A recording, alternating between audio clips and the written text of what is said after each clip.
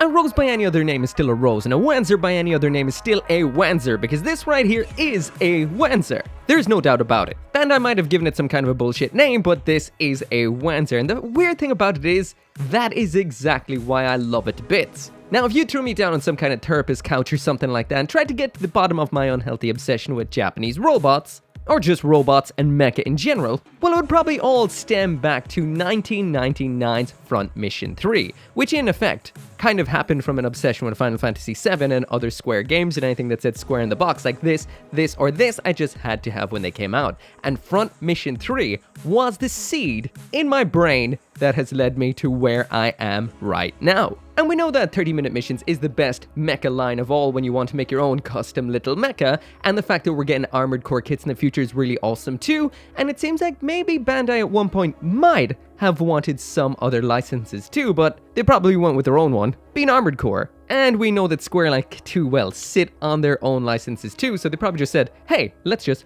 outright rip it off. Anyway, this is a great kit, let's talk about it.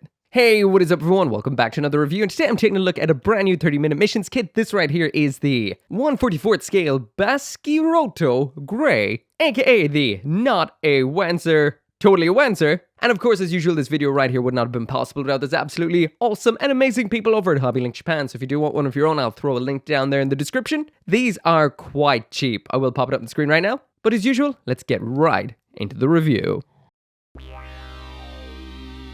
So jumping straight on into the aesthetics of the 30-minute missions, Baskiroto, herein and hereon going to be referred to as the Wanzer-ish. But yeah, what can I say? This right here is real robot mecha at its absolute finest. This is amazing. This is beautiful. I never thought 30-minute missions was going to go this way, but it has, and I'm so happy that it has done that. When 30-minute missions started, we got kind of variants of robots and mobile suits from the Gundam universes. The Alto was totally a type of Jim, the Portanova a type of Zaku, and this thing that I don't remember what it was called was a type of Dom. So basically they were doing those sort of things. Now they're moving out of the Gundam universes to other universes and kind of making variant versions of those. This right here is a variant of a Wanzer without a single doubt. The two toes, the kind of stumpy-ish nature, the kind of militaristic stripped-down walking tank look, it's all here and I love them. That's why I've got two. And I'll also mention there is a little bit of an optional build inside of the box. Not a whole lot, but it is a little bit of something. And that is, instead of having the blue camera or sensor in the face, you can have a yellow one. The yellow one does, react to blue and black light. And there's a reason why we have two sensors in here, because there's technically two robots in the box. The other one's this little guy we'll talk about later on. But yeah, there is that little bit of an optional build, and these are so cool. But yeah, this is a Wanzer. And technically, Bandai don't even really try to hide it too much. You can see right here in the manual that we have an almost like weapons loadout screen, where you're kind of deciding in-game where or what you're going to be attaching onto your Wanzer-ish. We've got some weapons that are part of the various option sets. Here's an A loadout and a B loadout, and then the kind of robot you get in the end. You'll also notice that it does say left and right weapon, but this one right here is technically a backpack weapon. So you've got your left weapon, your right weapon, your backpack equipment, very like Front Mission. Well, the only one I know is Front Mission 3, but that's exactly the loadout. So yeah, you can use backpacks with it, and here's your particular backpack rack for doing so. Got a little bit of a Gundam 0079 kind of vibe to it. Did I say 0079? I mean Gundam 0080. I didn't say anything in particular about the build in this video, but it's the same sort of 30-minute missions build. Simple, effective, and if you go really fast, you'll get it done in 30 minutes, but more than likely you won't. But yeah, nice build, but the same old, same old. So yeah, Bandai has gone for some awesome, walking tank-ish real robot vibes with this particular kit. Even the just upper section of the body right here almost just has a kind of tanky style armored feel. Even it's a bit asymmetrical as well, which I really do like. By the way, none of these parts move, and there's a lot of panel lines that could really do with some nice panel lining up, and would definitely take kind of battle damage and grime exceptionally well. We do have tons of these little holes all over it. These are for attaching equipment on, and you can get little caps for covering those up to make them look, a little less holy all over the place. The design is really cool. We've got the two-toe typical Wanzer kind of feel right there. The armor has been split up really nicely down here on the legs. Of course, we've got C-clips as well everywhere, some on the backpack as well for attaching on various other equipment. And overall, the design is extremely nice. The arms, again, or should I say the hands, these also have a little bit of a kind of stripped down kind of feel because they don't have fingers. It's just kind of a grabby panel type manipulator. And overall, this thing is phenomenally nice looking. Let's get it spinning. So jumping into that full 360 spin so you can see every angle of this tanky little beast for yourself. Overall, this is pretty similar, well, build-wise to what we would have seen with this line so far, but this is a lot chunkier and a lot simpler. According to the manual, the lore about this particular bot right here is that this predates the Earth Force's Alto. So this is a certain amount of years in the past, and this is just the old tech. To me, looking a lot cooler than the new tech. But yeah, when it comes to the model, it's pretty much everything we've seen from this line so far, just in a bulkier, smaller package, with tons and tons of actual hard points compared to what we've seen before. We've even got some on the side of the torso, back of the torso, all over the place. Pretty awesome. So of course, when it comes to a new robot, especially one that is by Bandai on 1/44th scale, you might want to know exactly how big it is. According to the instruction manual, it's about 11 cm tall, so that does make it a decent bit smaller than your average size Gundam. So there's the Oryx 78-2, high-grade Gundam Exia, high-grade Gundam Barbatos, and the high-grade Gundam Aerial Rebuild. So as you can see, it's small-ish, but not too small. So jumping now into the accessories, and here is absolutely everything that comes with the Baskiroto, aka the Wanzer-ish. We've got a supplementary robot known as the Roy, a big thick shield, one of the coolest mecha rifles I've seen in quite some time, and we've got 4 hand options, that is 2 pairs, holding and widespread open. Finally, we do have this runner right here, which does have some leftover sections, and this is for converting any 3mm hole into a 3mm peg. So when it comes to the manipulators in here, we've got 2 pairs. That is these ones right here, which are the widespread open hands with those 2 thumbs. And we've got a pair of holding hands as well, for a grand total of 4 hands. Attaching them on is super simple. It's just a ball joint into socket just like so. And so far they're holding on fairly perfectly. As for the holding hands, of course, as usual, we have to test if these do work with Bandai's Gundam kits. And just whipping out the Aerial Rebuild again because I just have it on hand. So the weapon here should just... oh no, it's not a weapon that slides out of the hand, so I do actually have to remove it. Now I'm not actually sure if just the back comes off these or not. I assume it does. Yeah, it just pops off as simply as that. Pop the back off the Aerial's hand, steal that Aerial's weapon, trying it out to see if it fits. Oh, that fits absolutely perfectly. So Bandai's making everything across their 1/100 lines all the same, which makes me extremely, extremely happy. Just getting the back on like that right there. Swap the hands, pop this one on, and there we go. So you can use Gundam weapons with the 30-minute mission not Wanzer kit. So that is pretty cool. And the color matches really, really well because I guess this is in a very basic robot gray. So if this does work one way, let's try if it works the other to see if we can actually use some 30-minute missions with the Aerial, and yeah, that fits in perfectly. So if you ever wanted yourself a Gundam Aerial equipped with an assault rifle, well, now you can have it. That fits in perfectly. Seeing as we've already got a glimpse of it, next up it's time to take a look at that assault rifle. So this is it right here.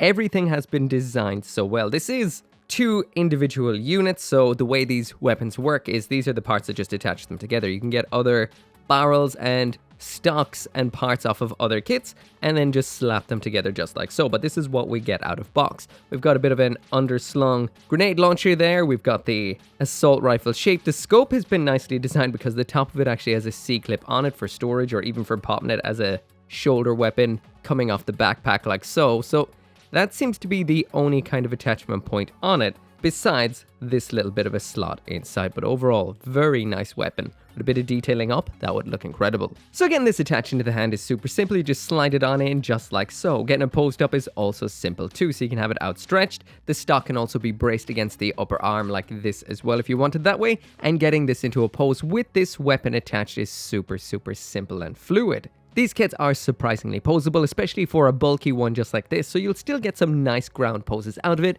like what you're seeing right now. That's a great looking rifle. This is an awesome looking heavy mech. and overall this just looks like some real robot realness right here. So I will mention out of box there are no storage options for this besides it holding onto it. If you do grab yourself some kind of option set, or if you have a few of these, you'll be able to get some kind of C-clip to 3mm adapter that you can fire on the hip or on the back or something similar. But out of box, just can be held in the hand. The next piece of equipment we have in here is the shield, and this is very nicely designed. It is made out of 2 pieces, 3 if you include this little adapter segment right here, which you can tuck completely away. But this does have such a nice double thickness to it, a darker plastic on the underside, a lighter plastic on the upper side, and these sections come through for those 3mm holes, but they're bordered with the plastic from underneath, which gives it a really premium look. Again, a nice piece of equipment, even for stealing for gunpla. That's a nice shield.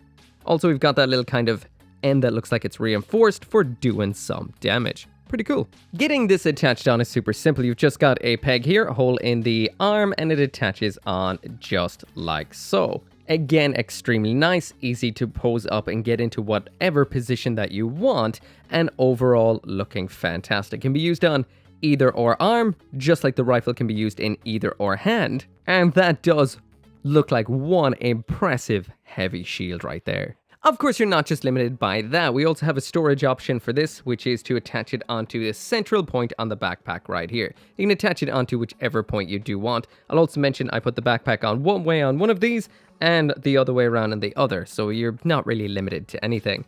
As far as I can tell, these are spaced apart, so you can probably use gunpla backpacks on these, and this just attaches on just like so for storage. But I would assume because of the way this is designed and the fact that this is just covered in 3mm holes, you could probably pop it wherever you want, like up here on the shoulder. Yeah, like a cool piece of shoulder armor. Actually, I'm sure if you grab both of these, you could do that on both shoulders for a very nice, heavily armored look. So many options. So the last thing that we've gotten here is the little Roy. Now you can probably tell from that little bit of yellow inside of its head, this is where you can get the alternate piece for building this kit slightly different. There is the other Roy with the blue in there, so you can choose either or for using on the Roy or on the robot itself. Now I was a little bit disappointed by this because the legs only move up at the very top right here, so you can't really get it into much in the lines of poses at all. The head section can rotate side to side like so, but is a little bit on the stiff side. And I'm just curious, sometimes you can actually use these as alternate heads, so I'm just gonna pop it off and see if I can get it onto our Basque rotor right here. So that's that popped off, and let's see, does it fit? Yes, it does. So you can pop that on as a head as well. So just using what we've got inside the box, I've almost got a kind of completely different looking robot out of this. So there is a lot of options in here. So finally now onto the articulation, and when it comes to the build and articulation on these guys, it's pretty much par for the course for a Bandai kit. For the most part, it's plastic on plastic joints, besides some which have a kind of ball style polycap, and everything works out well, but I find the shoulders are quite easy to kind of yank off sometimes, except obviously when I'm trying to demonstrate the fact. Sometimes the central aspect might pop too, but besides that, everything holds together quite well. Let's try out the usual test pose. So yeah, overall not too bad for something that's a kind of heavy mecha tank on legs. So there is a couple of issues, of course. The torso does pop every now and then, so does the shoulders, but this is the same across the entire range of these kits. It isn't really that bad, but can be a little bit irritating at times. But otherwise, simple range of motion at most of the joints, and you'll get some fun, nice poses out of it, but nothing too crazy and over the top, which really is par for the course for a mecha that does look like it doesn't move around all that much.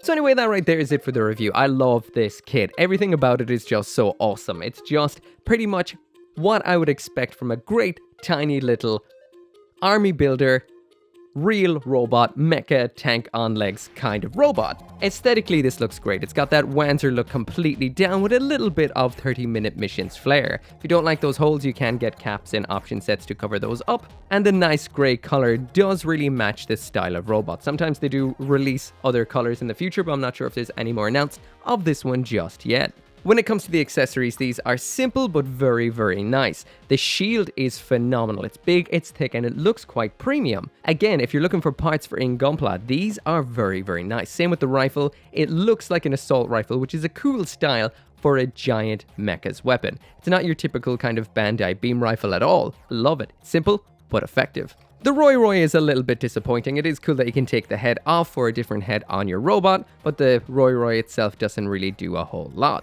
I'll also mention that this right here is just the beginning. These kits are made to be used together. This thing has a backpack opening section that this kit doesn't even have a backpack for. You can buy backpacks out there of various different types that will fit on here and give that cool ground Gundam kind of feel. Finally, then when it does come to the articulation, it's great for what it is. You will get some nice little poses out of it and everything you'd want from a mecha of this kind of style. It is easy to jerk out some of the parts like the torso and the shoulders a little bit, but if you're careful while posing it, that will not happen. But overall, very impressive. But yeah, these kits, I don't rank them, but I absolutely love them and highly recommend them. At this price point, they are fantastic. This is one of my all-time favorite 30-minute missions because it has that Front Mission Wanzer kind of feel and that real robot flair that just looks so cool. Anyway, as always, thank you so much for watching. Make sure to come back for more Mecha model kit reviews. If you want one of these, link is down there in the description. And as always, I will see you next time. I can't end this video right here without the usual thanks, saying thank you so much for watching. This video and this channel would not be possible without each and every single one of you, including those of you who support me over on the channel memberships and on Patreon, including Abraxas, Caleb Engelhart, Go Little Rockstar, Joe, or G59061, Shadow Wolf 179, 10 Soldier YT, and Van Fawn.